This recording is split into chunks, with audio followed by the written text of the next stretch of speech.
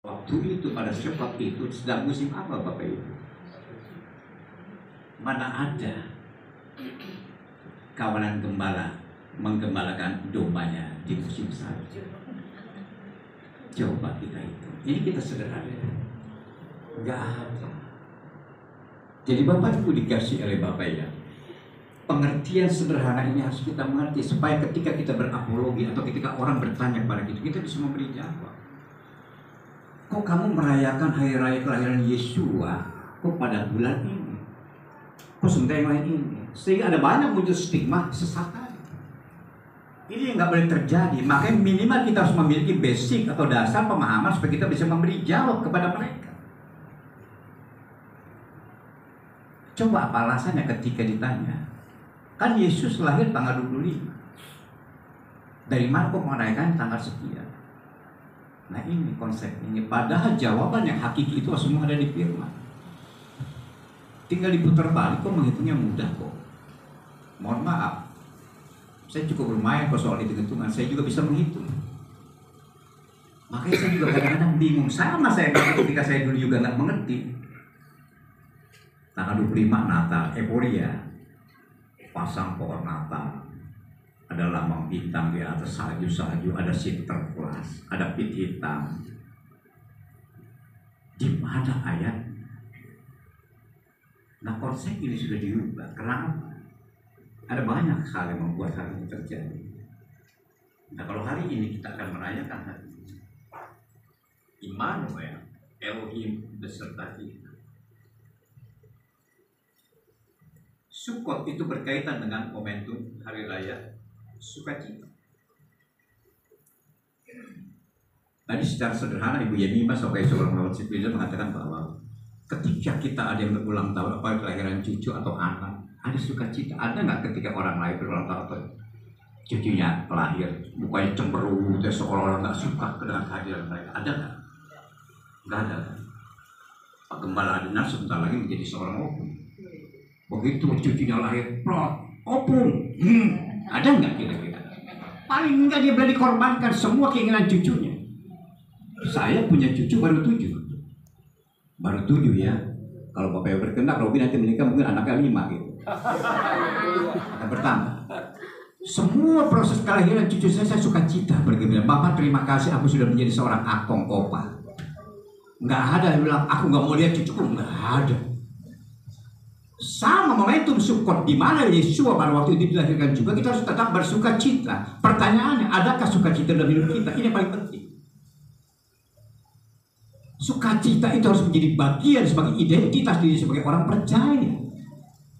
Dunia akan bisa melihat kalau kita keluar dengan tanpa nggak memiliki apapun secara materi, tapi ada senyum yang terbersit dan orang bisa melihat ini pasti orang Kristen. Orang Kristen ada sukacita. Padahal dia sedang berkumpul di rumahnya, beras juga udah nggak ada.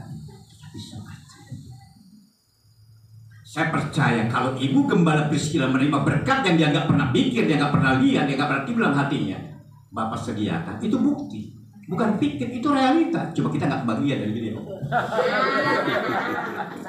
Iman, iman, sukacita. Saya yakin ketika beliau menerima masukan rekening dengan nominal sekian, apa dia bersungut-sungut? Enggak, pasti bersukacita. Itu yang seharusnya menjadi gaya hidup kita. Kalau dulu ada istilah orang-orang kalau mukanya selalu ditekuk mirip pepaya Cibino, apa sih? Orang kalau selalu hati bersukacita, firman katakan bahwa hati yang gembira adalah sukacita. Muncul aura Tuhan itu sukacita kita. Saya pastikan salah satu rahasia awet muda itu sukacita. Ketimbang cembetur, udah penuh kerut-kerut, tahu-tahu cepat tua. Dan saya banyak melihat hal itu. Saya banyak melihat hal itu. Hidup kita mau dibuang bagaimanapun tergantung kita.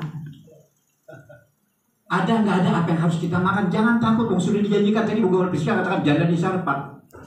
Dia mengundang hamba Elohim yang mau menumpang di rumah dia, hari ini aku makan selesai aku mati. Bukan begitu kan bahasanya? Apa yang terjadi? Mati kan dia?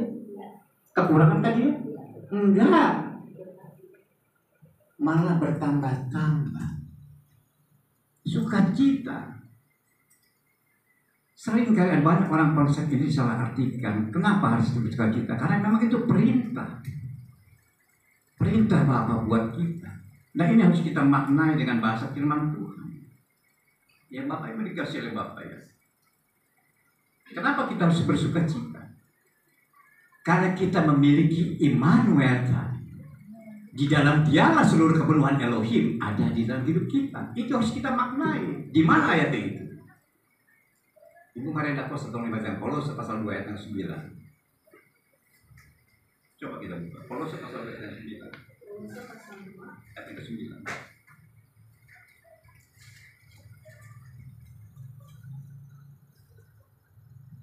Pasal 2 ayat yang ke-9. Sebab di dalam Dialah berdiam seluruh kepenuhan keilahian secara lahiriah.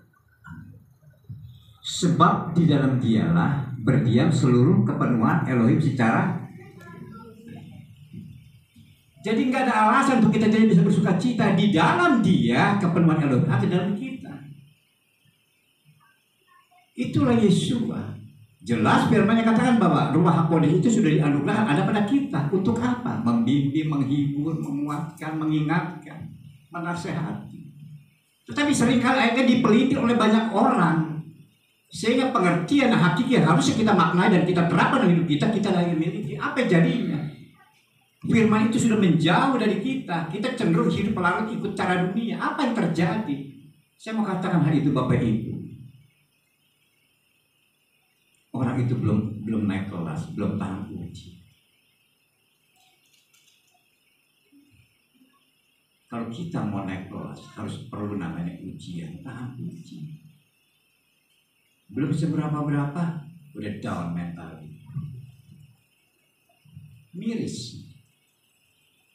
Padahal Kolose 2 ayat 9 berkata apa? Di dalam Dia seluruh kepenuhan Elohim itu ada.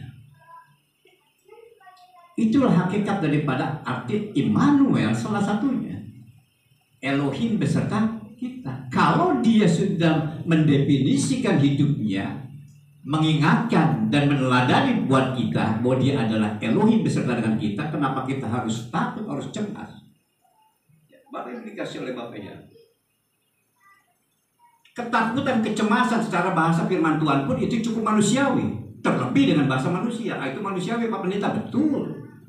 Seorang Salomo saja yang begitu hebat di era zaman dia hidup pada waktu itu pernah mengalami ketakutan. Makanya ketika firman Bapak Yahweh mengatakan kepada Salomo dikatakan jangan takut, jangan cemas, jangan khawatir. Di Brehayamim Alef pasal 20 ayat 23. Coba saya membacakan 1 Tawarin 22 ayat 13. 1 Tawarin 22 ayat 13. Ibu Gembala Priscilla dengan kasih Bapak Yahweh. Di Brehayamim Alef pasal 12 ayat 22 ayat 13. Coba kita baca ya. 1 Tawarin 22 ayat 13. 1 Tawarin 22 ayat 13. Ini 1 Tawarin 22 ayat 13. 22 ayat 13. Maka engkau akan berhasil jika engkau melakukan dengan hati-hati ketetapan-ketetapan dan peraturan-peraturan yang telah Yahweh perintahkan kepada Mose mengenai Israel. Jadilah kuat dan berani, jangan takut atau cemas. Ini perkataan Bapak Yahweh kepada Salomo yang dikatakan dalam perikop dia menghadapi tugas berat. Dikatakan apa? Jangan takut, jangan khawatir, jangan cemas. Jadilah kuat dan berani, jangan takut atau cemas. Ini janji dia karena apa? Ada Immanuel. Immanuel. Nggak usah takut. Saya salut dengan Ibu Gembala Priscilla, driver wanita satu-satunya yang saya pernah kenal, beliau ini. Komunitasnya laki-laki semua, bukan begitu? Andai kata misalnya, Bu, dapat aplikasi masuk, antar saya ke Papua misalnya, jauh ke ujung lah dari Jakarta. Ya, kita belum tahu wilayah teritorial seperti apa. Pernah? Ada perasaan takut nggak dibegal atau apa? Karena malam ke Bogor Selatan di hotel nggak taunya di hutan kan gitu loh. Nah pulang saya pakai aplikasi mau ke Jakarta via tol 3 menit, tapi di bawahnya kok ke ini kemana tuh ke rumput-rumputan Ya, gitu. Saya nggak betul berani karena takut kecemplung juga. Cuma takutnya karena kecemplung. Iya. Pasti juga ada sedikit kekhawatiran takut juga dibegal ya. Saya bolak-balik tanya nggak ada yang tahu. Akhirnya saya, aduh. Tapi ketika ibu sudah mendengar kata ini iman ya, Iya. nggak perlu takut. Iya. Ada Saya pembelaan. balik lagi ke hotel, inget-inget jalannya. Begini, kalau orang mau berniat jahat kepada kita, kalau kita memiliki Immanuel tadi, Tuhan kasih hikmat. Kau tolak penumpang itu, Tuhan kasih hikmat karena ada Immanuel. Amin. Itu jelas Salomo dikatakan apa, dia menghadapi tugas berat, dikatakan apa? Jangan takut, jangan khawatir karena ada Immanuel. Harusnya itu juga menjadi prinsip hidup kita. Kenapa harus kita takut menghadapi masalah ini? Masalah ada nggak ada harus kita hadapi, bukan kita hindari. Dikatakan bahkan di sini katakan Allah, kau harus berani.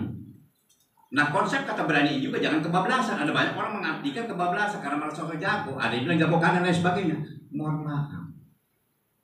Apa yang perlu kita banggakan dengan hal-hal yang sifatnya berjago-jago? Definisi kata jago yang paling benar adalah ketika kita takut Tuhan dan hidup akan kebenaran. Itu yang paling benar. Emang kita melihat orang badannya burik penuh tato, kita takut. Kalau dulu saya melihat sosok orang bertato, saya takut. Tapi begitu saya hati-hati, kecuali saya takut kalau tatonya bisa berantem. Apa yang boleh takut? Saya justru paling takut dengan orang yang diam. Diam itu punya pemahaman yang luas. Nunduk, nge tato celok tusuk sate nancep. Jadi kata Immanuel itu harus kita maknai untuk kita terapkan dalam hidup kita. Kita nggak perlu takut dalam menghadapi situasi apapun. Apa yang perlu kita takuti? Artinya kalau kita masih memiliki rasa takut, rasa cemas, rasa khawatir, kita tidak percaya pada firman Tuhan. Karena apa? Firman mengatakan jangan takut, bukan begitu. Jangan kita berdalil manusia kan Pak Pendeta, betul manusia. Justru dengan kata ketakutan, kata dalil, kata manusia itu kita harus diberikan kekuatan, motivasi. Bapak, aku percaya Engkau menyertai aku. Mau